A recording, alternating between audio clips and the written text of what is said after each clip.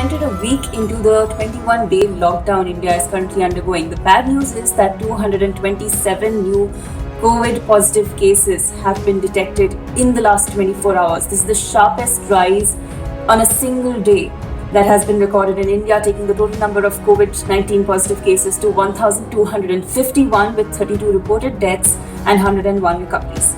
The slightly brighter news is that the Ministry of Health Affairs says that the picture is not grim, that this is a steady increase. It's not an explosion. It's not a steep rise as was witnessed in many European countries. India has got things under control. The lockdown is helping in flattening the curve. It's helping in bringing down the number of patients who are infected with the COVID-19. It's spreading out the number of patients over a period of time. So there is no burden or stress on the healthcare infrastructure yet, but there might be. So during this lockdown period, what the government is doing is it's trying to ramp up its healthcare infrastructure. Today, I'm going to take you through some of the big developments that we've witnessed so far. And one of the biggest developments is, of course, what is happening behind the scenes. As India goes through this lockdown period, the government is also ramping up the healthcare infrastructure.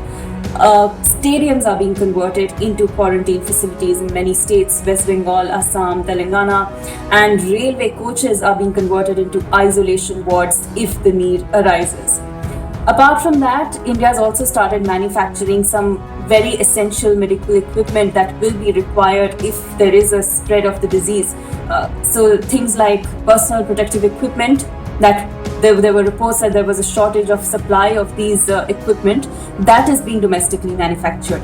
N95 masks are being domestically manufactured. Then traditional ventilator makers in India have tied up with automakers, and these automakers are helping these ventilator manufacturers to rapidly scale up their supply so that they can deliver the kind of ventilators, the amount of ventilators that will be required to treat patients if they become severely ill. In the meantime, also, training courses are going on for doctors and nurses across the country to help them deal with cases of COVID-19, also to prepare them to manage ventilators. These are, of course, essential equipment, and this is also, everybody cannot operate a ventilator, so some training is required for it. All of this is happening in the background. Another development, of course, is that the Telecom Regulatory Authority of India has now directed telecom companies to extend the validity of their prepaid services. Remember, there are many migrant laborers currently who were making their way to their hometowns, who got held up in between, who've now been put into shelters, who've now been taken to relief camps. Then there are, of course, the rest of the country that is under lockdown, and although we are socially distancing, we're not emotionally distancing from people we want to be in touch with. So the TRAI has now asked telcos to extend the validity of their prepaid plans so that people can stay in touch in these extremely stressful times. Now, the next development may seem bizarre, but it's also a point of concern, a valid point of concern, because there are people in this country who are addicted to alcohol. Especially, this is the story that's coming out of Kerala at this point in time. People are witnessing withdrawal symptoms from alcohol, although that's substance abuse, but then we need to address this as a medical issue. What the Kerala government has done is it said that doctors may prescribe alcohol to those people who are witnessing withdrawal symptoms, and then this commodity can be delivered to them. But the Kerala chapter of the IMA has differed, and it says there is no scientific validity the fact that alcohol is needed to get over withdrawals. They say that this condition can be treated by medical intervention in hospitals or by remedies made at home itself. So this is a point of concern that is arising, especially in Kerala.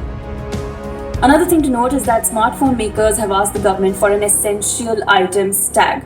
Essential items so far have been classified as food and medicines and groceries. Apart from that, the government extended the exemptions list. It also included hygiene products, oral healthcare products, soaps, disinfectants, chargers and batteries under essential items or non-essential items that can be supplied amid this lockdown. And now smartphone makers have also requested for the same exemptions so that in this period of lockdown, the 21 days, they can also start delivering smartphones and other related devices to Indians across the country. So we are into a week of the lockdown. 2 more weeks to go ideally. The government has said that there are no plans as of now to extend the lockdown, so here's hoping that all is well and you are safe. Let us know if there are more issues you want us to address in the comments below.